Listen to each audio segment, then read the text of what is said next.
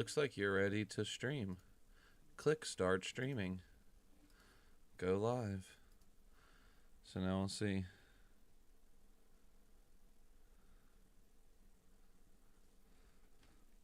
Boom, baby. There we fucking go.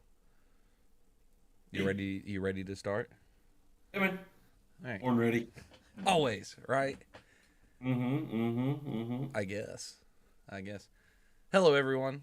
Welcome to Slam's Fist Fact Podcast, episode 24. I thought we were on 25, but we're on 24, so we just won't talk about how I can't do math. We are 25. No, this is 24. This is 25. I have it as Remember 24. the YouTube exclusive. I don't count that one. I don't count. We do. It happened. Okay. Abe was there. Yeah, he'll know. He'll know about it. Well, 25 then. Welcome to Slam's Fist Fact Podcast, episode 25. Rick, how are you doing today? Good, brother. How are you? Been too long. Dude, it has been a long time since we have filmed at all. A hectic month, honestly. Dude, and May is not going to be any more kind to us at all. No. No, it's not. No. We're not struggling, but we're struggling. I mean, we're thriving, but it comes at the expense of our passion project that is the Slam's Fist Fact podcast. So we're going to do our best to not let our listeners suffer the abuse. Make sure we make time for this. Yes, because we want to do these podcasts, but I've had a hectic month. Rick had a hectic month. Our schedules don't work out. It'll be better once Rick and his wife decide to finally move back to North Carolina. But before then, we are... Casual plug. Yes, casual plug. Whitney, if you're out there, you know what I want.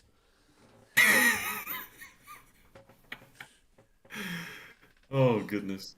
But anyway, it has been too long. So here we are. I feel like we have a banger of a podcast today, and I don't even know really what we're going to talk about yet. But, I mean, there's stuff going on. Yes, there is a lot. Things happening in the world. There is a lot. And right now, first thing we're going to do, like always, we're going to talk about what we're drinking. Thanks to our lovely friend Mac, who listens every single time that we have an episode. So shout out to Mac for putting this. This has been a part of our segment since I think episode 2, and it's just staying that way. So Rick, what are you drinking? Oh, I happen to have a little bit of sody pop left from my McDonald's. But I promised our friend Dalton that if he tuned in, that I would give him a special shout out. That shout out is that he left me a little gift here a long time ago. Cheers to you, brother. Cheers, Dalton. That's hilarious. Well, I have, since we went non-alcohol first, I'm drinking a Juicy Juice. I love apple juice. Juicy Juice is the best. But I'm also drinking water. Some Miller lattes. Some Miller lattes. I will say, I was talking to some other guys that listen to the show, and they want us to start kind of more reviewing the drinks, if that makes sense. So I'm going to try to start. Good. Fantastic. But you can't get your hands on it. Yeah. Unless you know Dalton. I'm going to start trying to have different drinks every week. But I will say, so for my first review, for the past month, I've been obsessed with Miller Lite. I don't know what hit me with why I started drinking that as my beer of choice, but I have started drinking it and I love it. Hang on. I want to go back. I am pulling this up. You just sit right there and give me a second. What are we looking up? Oh, I'll get there in just a second, buddy. You just... Episode 15. Draft. Second best. Listen, I know what I And said. Rick says Miller Lite is second best of just light beers that are popularly drank.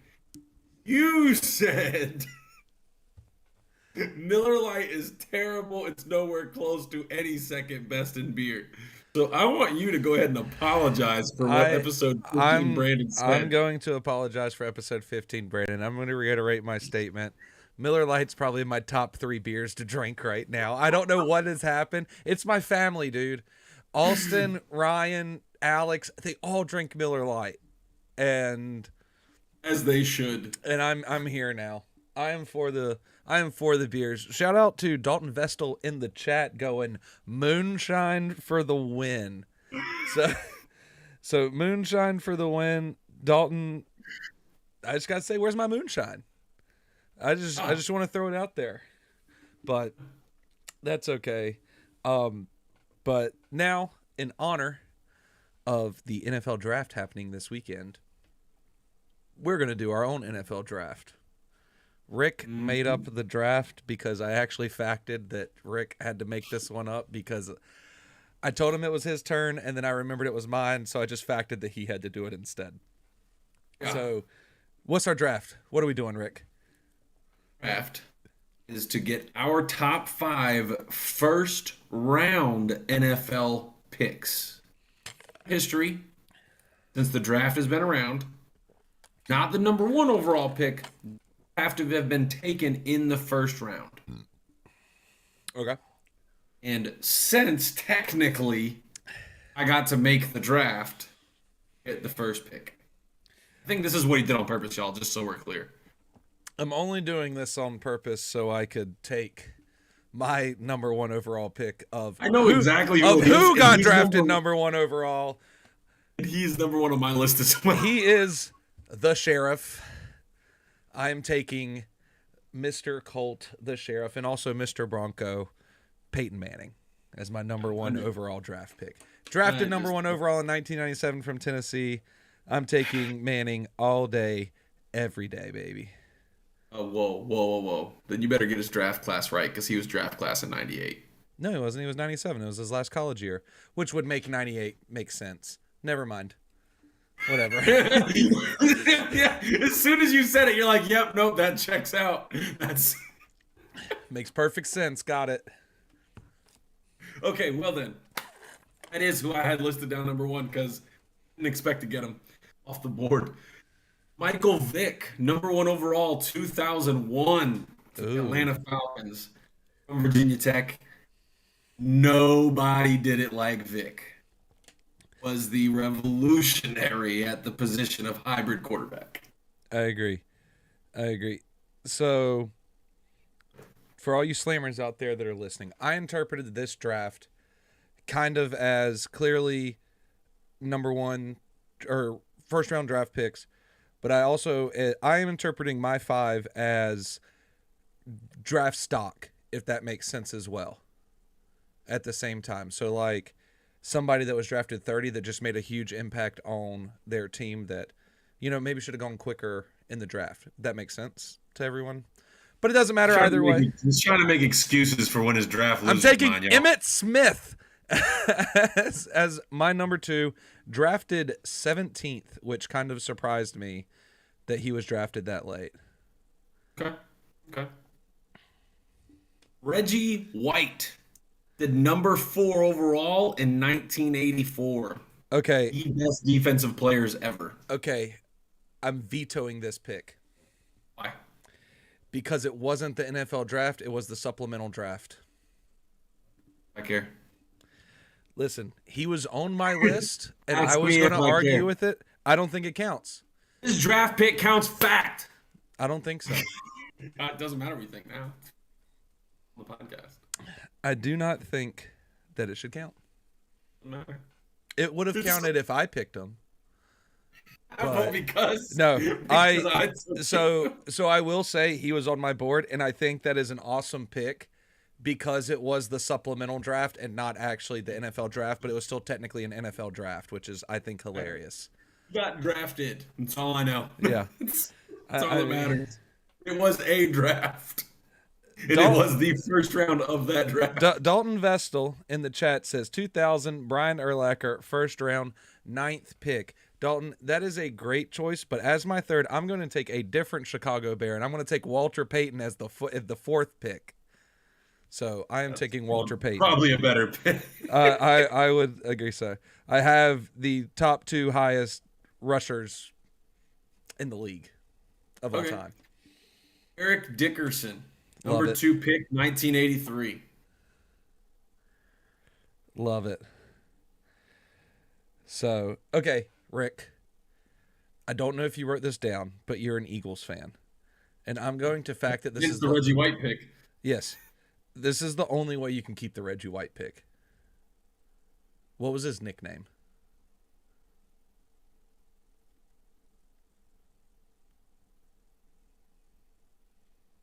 Wasn't he the Green Machine? No, he was the Minister of Defense.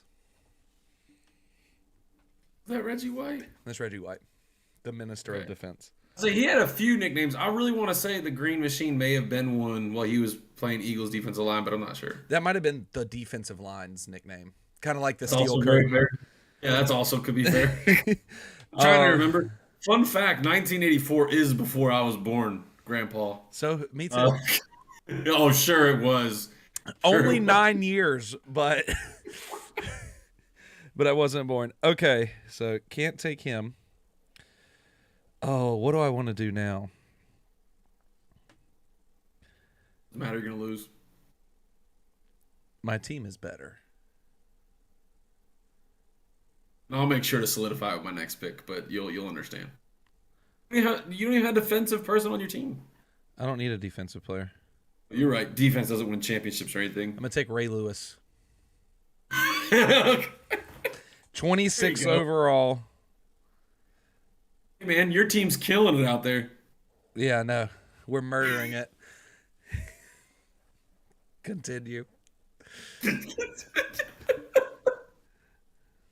Calvin Johnson, number 2 overall, 2007 draft. I can tell you what, you're doing great on the picks, but I'm still picking for longevity. I like your pick though. I really do. So dude, he's a monster. Yeah. So man, I have a lot of running backs. Like, yeah, you do. I don't even know. I'll tell you, Eric Dickerson is the only running back that made my list. I mean, Emmett obviously could have, but on a different route. Yeah, I agree. Well, I need a wide receiver, so I'm just going to take Jerry Rice. Round 1, pick 16, 1985. Weak. Yeah. Sucks for Jerry Rice, the all-time receiver. It's fine, I guess. I'm torn. Let's see who I got here. I got a quarterback, an absolute menace on defense. I have a wide receiver. I have a running back. I'm gonna have to go with my second wide receiver pick. I was torn here, but Larry Fitzgerald, number 3 overall in the 2004 draft. I think that is a great pick. It was. I'll give my honorable mention. Wait, do you have one more pick, or was that last? No, pick? that was it. That was 5. I have 2 honorable mentions. 3 actually. Oh, so one, probably the most stupidly used player of all time in Barry Sanders. Could have been a solid pick to pick. Another, if we were going off of low draft thing, high value for the team, was Dan Marino getting drafted 27th overall. And then Lawrence Taylor. Slipped. I mean, this is what happens. He slipped. Yeah, and then Lawrence Taylor for the Giants. Pick 2. Okay. That's my next one on the board was Von Miller. Nice. 2 in 2011. And Ndamukong Suh also out of Nebraska. I think he was also the second. Was he second or was he first? He was second overall. Yeah. He was second overall to Detroit. They're just monsters. I like how we went.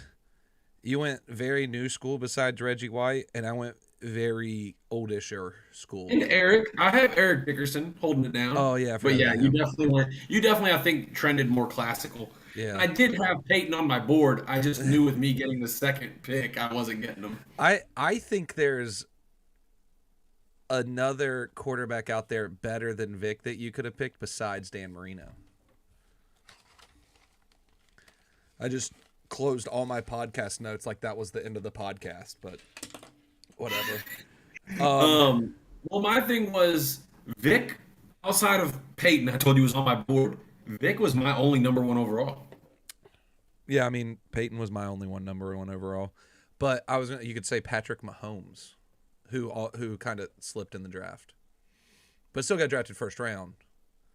Don't get me wrong, Pat / will be and have a better career than Vic ever did. But I want 2004 Madden NFL Michael Vick on my team. I was about to say, Vic just absolutely shook the whole league with how he played. And that has to be there. And same reason Megatron. I mean, Calvin Johnson. Talking about another player in the Lions franchise that was just used horribly.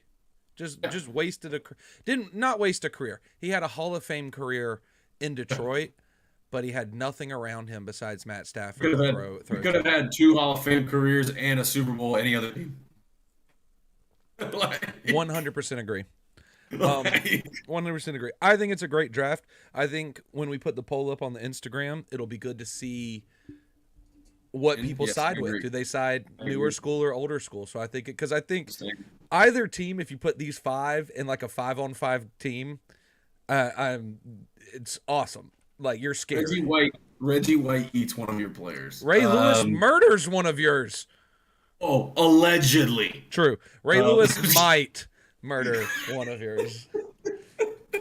Reggie White devours souls, okay? Minister of Defense. That's true. That's the Minister of Defense. Eric Dickerson, he's got his hater blocker goggles on. Dude, I wore those in high school playing sports. You can't stop the hater blocking goggles. I agree. But what do you got for this week in history, man? Well, I have 3. They're all very different from 3 different very big points in history. But all happened this week. Hence the name of the segment, This Week in History, everybody, for those of you that don't know that. My first one is in 1937. The first commercial flight flew across the Pacific Ocean. It was a Pan Am flight. I just think that's very cool because that's only 34 years after flight was invented. Where was that? Huh? What year was it? 37. And the Wright brothers flew the airplane on Kitty Hawk for like 8 seconds in 2003, I'm pretty sure. Something like that, yeah. But first in flight. In case anyone out there is scared of airplanes, remember that wasn't even 100 years ago. Basically baby technology. Yeah. If you look at it this way, we went from flying pretty much a glider with a weed eater propeller on it in 1903, and then we may have gone to the moon in the 60s.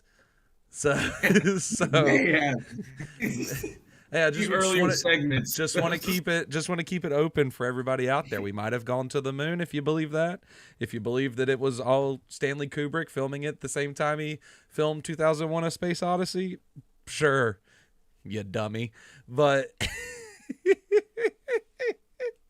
ridiculous. What's what that you have? Go ahead and use my first 2 because they're basically lumped in.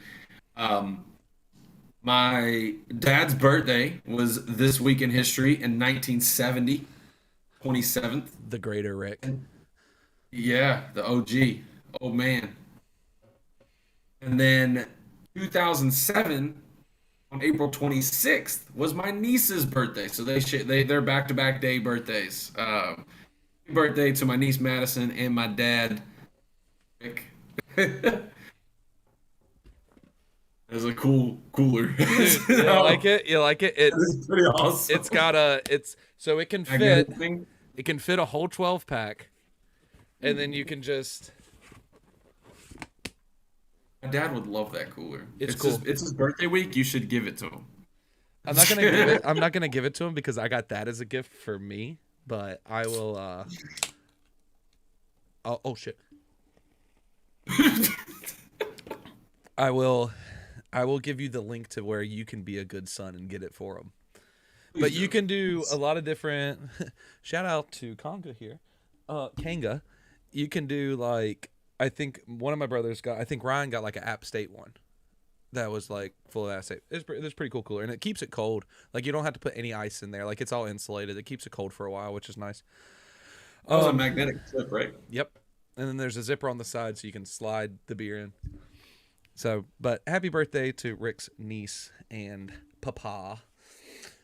So my second one, 1986, Chernobyl happened. The reactor blew and killed 31 people and spread radiation almost all across Western Europe, or Eastern Europe, technically. Yeah. But Russia. That's crazy. That seems way too recent. 86? Yeah. I want to go there. That'd be neat. I would love to. Really cool. Huh? I liked the movie. I'm gonna be honest. The movie or the TV show?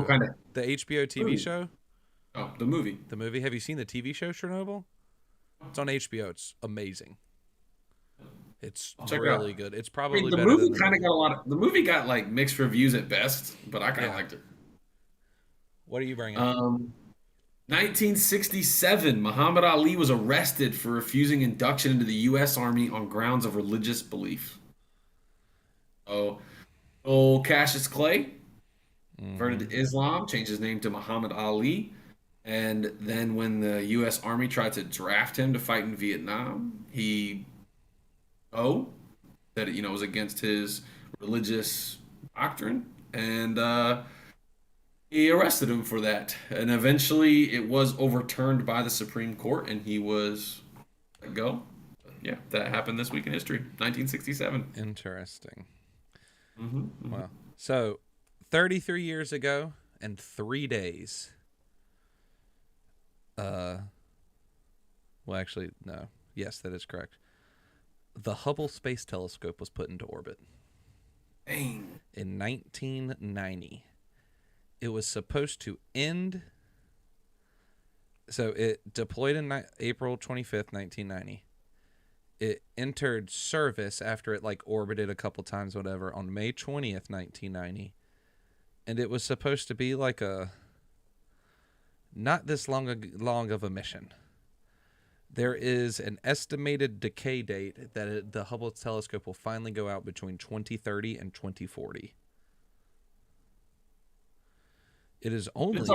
They've already launched its replacement. Like we're not even really getting the. Oh, I mean, we're still getting images from it, but we're not. It's not the best out no, there. I mean so the James Webb Telescope destroyed any Hubble images ever, but it's still cool to know that the Hubble is still working. It is only 330 miles above sea level, orbiting our Earth, and it's taking. But it's taking those it was taking those high quality pictures at the time. But it's crazy. I mean, we still work on it. Mm-hmm. So it's. I mean, I think what is 330 miles from Wilmington? That's farther than Charlotte. Yeah, Charlotte's only 180, so it's about 2 trips to Charlotte. It's about probably to Boone. So from Wilmington to Boone. I feel like that's still not that far. Boone's not another 120 miles from Charlotte. It might. Oh, you're crazy. I'm looking it up right now. Boone to Wilmington, 320 miles. Then I feel like your number's off to Charlotte then. Charlotte's halfway between Wilmington and Boone. Doesn't make sense. Yeah. Because you go a different way. You go up through Raleigh. Cheating here. He's cherry picking information, ladies Charlotte's and gentlemen. 181 miles away. I don't believe him. What do you mean? I'm telling you right now. I don't believe him, ladies. That's not right. It's right. Charlotte to Wilmington is 202 miles. 181. He's a liar.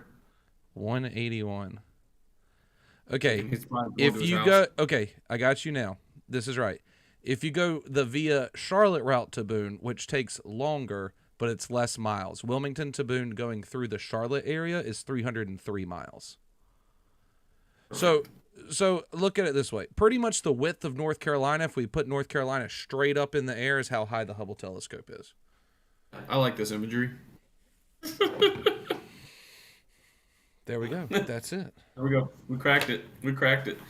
My last thing is very random, way older than all these other ones we've discussed. Is it older than 1753? Yes. Awesome. I'm about By it. a good margin. 1429. This was before Columbus found America. What's up? Found America. Joan of Arc and her troops entered the besieged city of Orleans during the 100 Years' War. Her direct involvement led to the siege being broken. Fuck yeah. This week in history, motherfuckers. Oh. Yeah, gotta love good old Joan of Arc fact, you know? Mm-hmm. How long did the 100 That Years' is War all last, my- Rick? What'd you say? How long did the 100 Years' War last? 117 years or something? Ooh, close. 116. Nice. Oh, Good. dude. I was like, I'm pretty sure it was like Good. one in the teens. Yeah, good fucking guess, baby. That's great. Fun. It's almost like you and I both used to be history majors or something. Fun this week's in history. I want to talk about history in general for a second. Rick's gonna laugh when I say what I'm about to say because then he's gonna immediately know what I'm talking about. Rick and I solved time travel in World War II earlier. Okay, let me clear the rest of my notes if this is what we're going to talk about in this podcast. All of you listeners, please clear the next 45 to an hour on your schedule. It won't be that long. We'll give you the quick rundown version, but Okay, we'll give them the skinny. Please, sir, introduce the theory of okay. So, I'm listening to a World War I podcast by Dan Carlin called Blueprint for Armageddon.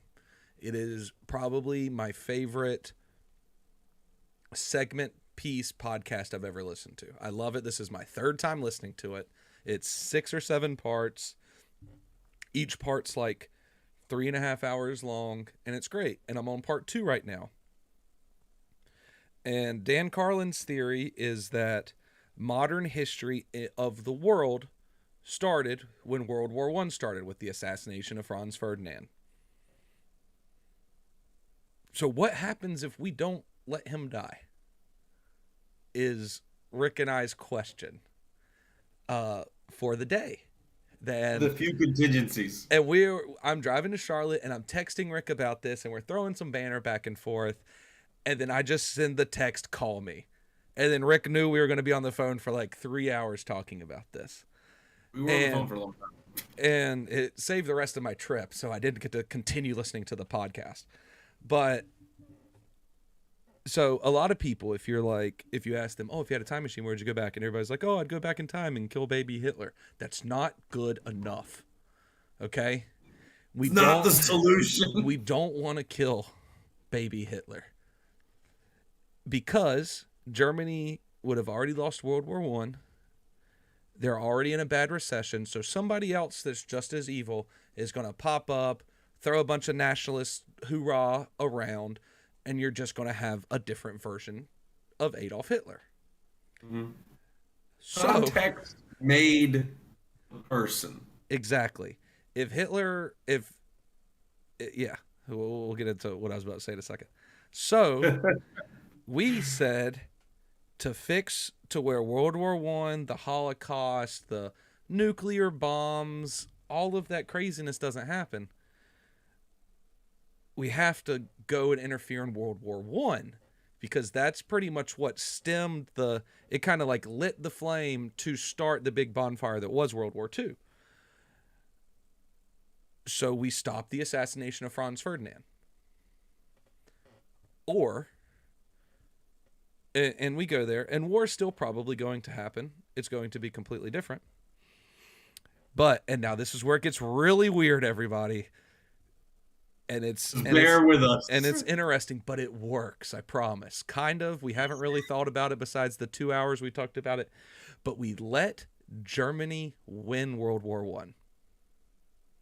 And that stops everything that has happened bad since then, on a global scale at least, not occur. There is no Holocaust, because if Germany wins World War I, yeah, France gets taken over.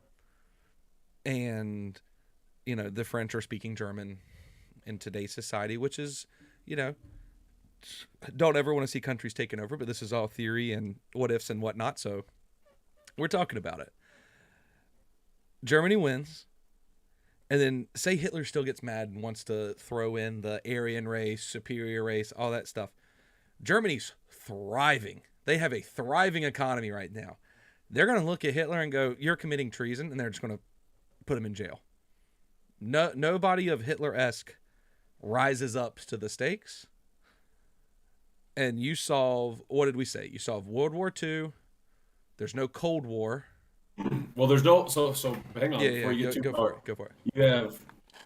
You very high potential not have World War II start. That's already a huge plus. You don't have the Holocaust happen. Longest plus. And then we talked about how in this hypothetical, the U.S. joined the Axis powers of World War I.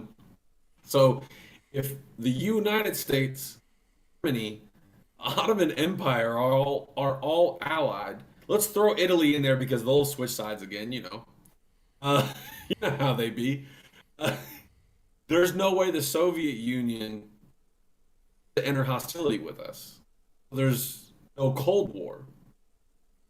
Also, much more minor on the scale of global events, but as far as U.S. culture goes, World War II, there's no Vietnam either.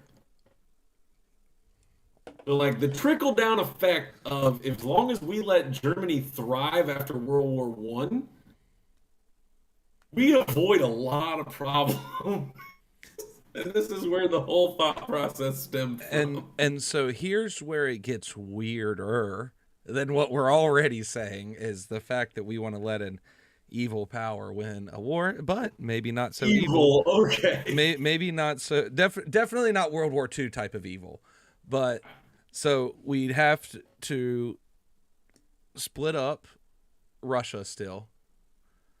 Russia. This is why U.S. has to join the Axis allies in World War I, because they have to stop Russia.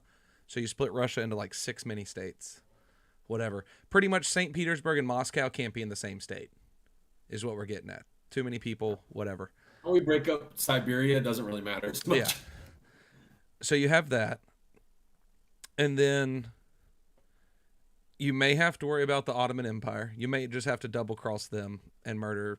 Not murder. Murder's a bad word. Whoa. Whoa. You may have to disassemble. Put Ray Lewis on your team and look where you're at. You may have to disassemble the Ottoman Empire.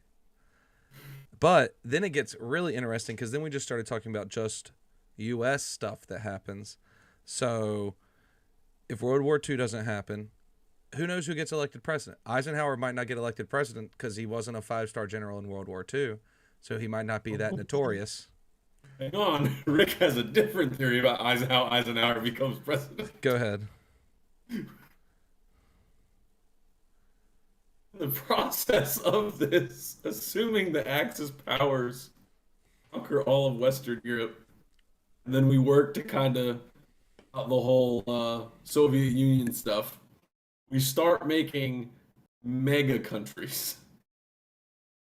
We start trying to get under control of one country each, making them a unified country, this continent size.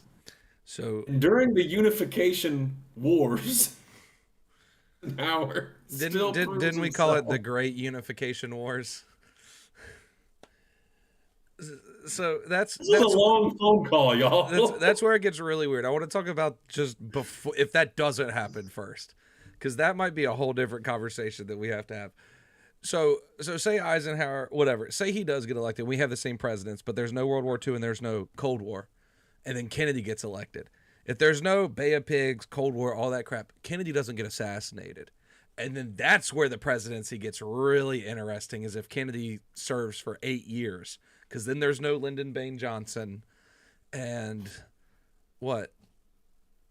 What'd you say? I said Lyndon Baines Johnson. Okay. That's his name. Just sound like you said Lyndon Baines Johnson. Oh. No. He's I was like, well, that's an interesting take on his presidency. Not really wrong, but so there's no LBJ, and then from then who knows what the president is. What I suggested was, after Rick and I saved the universe, is we would become elected presidents eventually. Yeah. We would also complete side note here, but a passion project of Brandon's is we have to save Tolkien. Yes. Oh my gosh. World War One. So that we can still have the Rings and the Hobbit. Correct. So 2 theories actually is, we either need to save Tolkien because he already started writing the Lord of the Rings universe pre-World War One, or if somehow this completely gets different and he dies in World War One, when Rick and I time travel, we are taking the Hobbit, and the Lord of the Rings books back with us, and we are becoming J.R.R. Tolkien. And we're going to write the Lord of the Rings, and after we're done and we're famous in that day, we're going to time travel back to the future and just roll bank on all the interest of what we made. We're going to have set up trusts. So, yeah, out of all the people to save if all this Axis and Allies stuff switches, was, in my first person I thought of was, man, if there's no Lord of the Rings, I don't know if this was worth it. Literally the very first person that popped in Brandon's head. Have to save Tolkien. Have to save J.R.R. Tolkien. I mean, I wouldn't know what to do. If I didn't have Lord of the Rings reading and watching those movies, and then I wouldn't be able to share Lord of the Rings with my children. What am I going to do? Are they only going to know Star Wars? No, they need to know both. Look, man, all I'm saying is, if there's no Tolkien, fantasy literature takes a trip to the Dark Ages compared to what we have now. If there's no Tolkien, there's no J.R.R. Martin, so we don't get Game of Thrones as well. And there's not a lot of authors if you don't have Tolkien. The way he built an entire universe, it really paved the way for what you see nowadays in fiction. No, I don't hate the pick. Let's just put it that way. I don't hate the pick. No, I 100% agree. Oh, I just did something. Was it a bad thing? I don't know. Okay. No, here we are. I'm back. It didn't hurt our stream. My bad, everyone. I'm just clicking buttons over here. But y'all got the very quick down version. If you want the real version, go to our Patreon. And just kidding, we don't have a Patreon. We're not up there yet. But if you want us to really go deep into this, I'll do a whole 3-hour podcast about it. I just can't today. We'll set aside a YouTube live day where we just revisit and hash the entire plan. So for all you people out there that enjoy listening and learning about history, do some thoughts about, okay, what happens if Germany wins World War I and USA sides with them instead, or USA doesn't get involved at all and Germany wins that way somehow. There's the two options you can. There's the 2 options you can go for, and then talk to us about it. Send us it to our email at slamsfistfact@gmail.com. We have a TikTok, a Twitter, which are just both at slamsfistfact. Hit us up and let us know what you think and if you want to talk about it. And if you have something really interesting, we'll bring you on the show and talk about it. I can tell you one thing. If Slam's Fist Fact turns into a world history podcast, I am not against it. at all. History hypothetical Yes, podcast. if we're going conspiracy theory, world history, hypothetical podcast lore, then I am about it. If that's the way that you want to go, um, but yeah, we Rick and I solved World War II, the Cold War, and the Holocaust in We about two paved the way hours. for utopia. Now, the one day that I get a conversation with Elon Musk or Lex Friedman about time travel, and then I convince them that this is why we need to time travel, see y'all in a couple years and see in a whole different universe. And if it's Gotta be bad, honest. yeah. Gotta be honest. Oh, never mind. We're good. We're good. For a minute, I almost messed up where Elon Musk was from. Wait, does this affect him being born? No, no, we're good. He's No, South he's African. from South Africa. Yeah. But it is what it is. What else do you want to talk about today, Rick? So it's like a really hard talking point to follow up on, but I have something really interesting in current events. Um, there is a person in, he is a Dutch man who has fathered around 550 children and is now barred from donating any more sperm, domestic or abroad, is subject to penalty by the Dutch government. He broke Dutch laws misinforming people about how many half siblings their children have because there's a law that it cannot exceed 25. Run into the issue siblings not knowing that they're related and running into each other in a country that size. And he has fathered 550.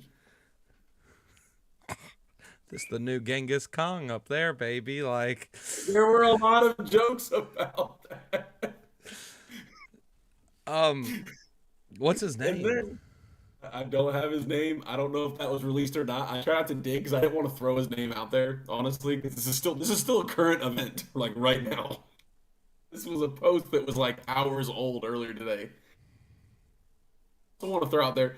This is not the first fertility scandal that has plagued Dutch people. A few years ago, there was a fertility doctor who got arrested for inseminating 49 women with his own sperm when they went in for fertility treatments. So some Wow. crazy stuff's happening over there in Scandinavian region of Europe. Okay. I just thought that was worth throwing up there. You guys could Google that, kind of keep up on the For updates of anybody that. that wants to know, since Rick didn't want to out the guy, Oh, which you're is gonna blast understandable. it. Listen here, Jonathan M, 41 of the Netherlands. Um, I don't think 41's his name. he is 41 years old. So for however many Jonathan M's that are 41 years old in the Netherlands are out there, that's what BBC gave me, is Jonathan M 41. That might not even be his name because that's who he was identified to for the Dutch media. Kudos to you for making a crap ton of money by donating your sperm. But you've almost gotten to the point to where, like, I get the legality, not the legality part of it. It's like it's almost like inbreeding if you could meet some of those like half brothers and sisters, which is No, that's crazy. what the law is to prevent. Yeah. 'Cause I mean, they share half DNA with 504, and this is I just want to point out low end of the estimate because there's also private donations The that have occurred. low end is Yes. 550. So it's between 550 and like 650. We're not 100% sure because there were private deals slash donations or however you want to put it that weren't made at like public banks. So you have, hundreds of half siblings out there. When the law is 25 and you stop. Yeah. There's That was only that. there's only 17 million people in the Netherlands. That's a good population. But think 550 people in his little area, though. No. So this is the thing, which I guess may work in his benefit. Is he donated like all over the country and then in other countries, and so they have barred him. Which I don't know how they'll enforce this. Like if he moves to Japan, donating there too. But they technically are barring him legally from donating domestically and abroad. Penalty of like €100,000 fine or something like that. Oh my God. And yeah, it's the whole thing. It's pretty interesting. Caught my eye when I was looking at current events.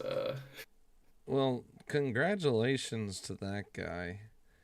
Rick, y'all just drafted Tyler Steen, an offensive tackle from Alabama, and Sidney Brown, a safety from Illinois.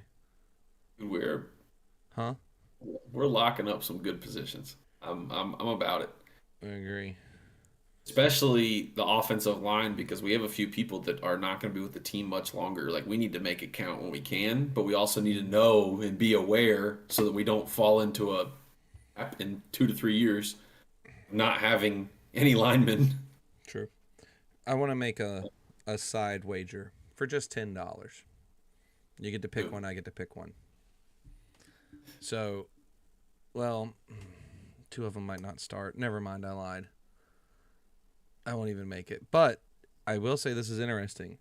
C.J. Stroud, Will Levis, Anthony Richardson, all drafted to the same division, which is going to be very interesting. Mm-hmm. I only think Stroud starts this year because Tannehill is going to start for Tennessee. Dude. Huh? Maybe. I mean, Tannehill has killed it since he's moved to Tennessee. He did not last year, and that's why they were going to give the other dude starting the reps, and then he got hurt. Listen, Levis puts mayonnaise in his coffee. I don't care. I don't care how good you are.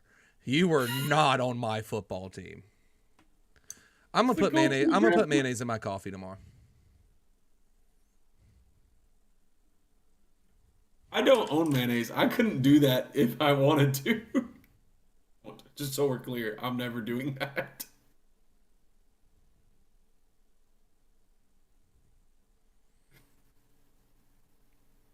That's insane.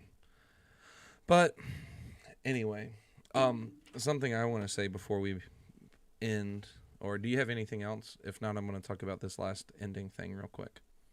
Yeah, I wanted to just 2 quick things. One, just the option 1 or option 2. It's 2023-2024 season, boom or bust. Oh, you get boom or bust. Mm-hmm.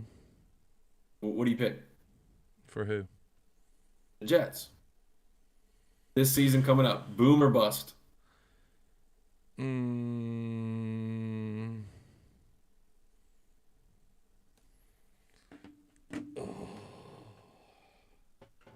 I think they're gonna bust and not make the playoffs. I'm calling boom. On boom. Things are rocking in New Jersey, baby. New York, but really New Jersey. Yeah. Business is booming. Business is booming, baby.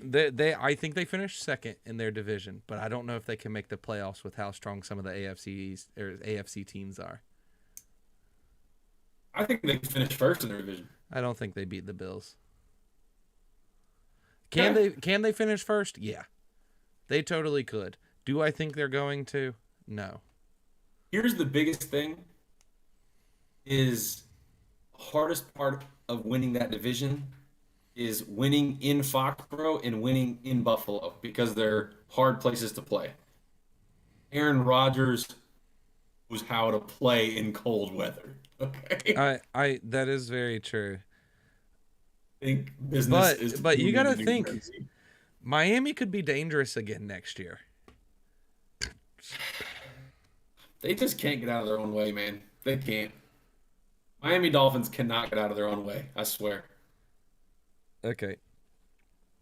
So last year the Jets finished 7-10. Mm-hmm.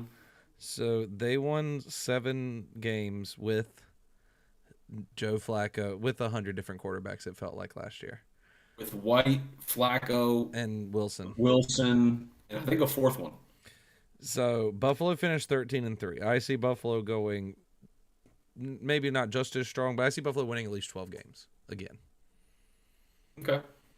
I see. I would feel like it's safe to say they win 10. Well, yeah, I mean, clearly 10 is a. I think anything above 10, you're reaching. I don't think so. I don't think Okay. they make the playoffs. Okay. I think business is booming in New Jersey, dude. I think how many wild card teams are there? 2 or 3? 3 now. 3. I think business is booming in New Jersey, man. I'm gonna talk you into it. Chargers, Miami, Baltimore. Because I think that'd be fun. Okay. I don't think the Jets make the playoffs. Okay. And if they do, whatever. It's fine. I don't And care. then a last little thing I just want to throw out there. I think it's really interesting. Haley Von Lith, stud from U of L, University of Louisville, which is I live in Louisville now. So she was pretty about very commonly. She really led the team, a very competitive women's team this year. Transfers to LSU, the reigning champs. I think they are a team to beat. And as soon as she transferred, as soon as it became official, split favorite odds with UConn to win the women's championship next year at plus 400. Really? I think LSU is a scary team to play next year. Scary. Maybe. That's all I had. I just wanted to throw that out there. I thought it was very interesting. I think this is an exciting piece of everything that's going on in college with the transfer portal and NIL and everything. I think it makes exciting. I don't want it to ruin college sports, but I just think it makes it exciting. I do. What is that one last thing you want to talk about before we get off? What I want to talk about is everybody that played in our bracket challenge. Rick and I have ordered the koozies forever ago, and this lady is taking forever. I messaged her. She responded to me earlier today about it. I've sent her what's going to be on them and all the prizes. I promise we did not forget about you because it was a fun bracket challenge. I want to get you the prizes out. I have everybody's addresses. I'm just waiting on the koozies and the other prizes to be shipped to my house so I can get all those out. I promise they're out there. I promise we didn't forget about you. Thank you for always playing with that. We'll have another fun one. Maybe we'll do, we're going to do a fantasy football league, clearly. Why wouldn't we? Maybe we'll do an international cricket tournament or something. Something fun. But anyway, Rick, I had a great time. I think we should do this again consistently. Is the key word here. We'll do it again consistently. But other than that, everybody have a great day. Just remember, if you like what you're hearing, like, subscribe, comment to the YouTube. We always go live every week on YouTube when we're recording a podcast. We're on all social medias, TikTok, Instagram, Twitter, at Slams Fist Fact. We are on all platforms. Any platform that you can listen to podcasts on, I promise you, we are on there. You can listen to us. We're going to try to figure out how to put video recordings on Spotify, so hopefully it works. We're coming for you, Joe Rogan. That's all I got to say about that. If you have any questions, comments, concerns, or complaints, remember, it has to be both, right? Doesn't have to be both. Who cares? Dalton ruined something a while ago, so therefore it's that. Just to remember, email us at slamsfistfact@gmail.com, and we will respond to all your comments.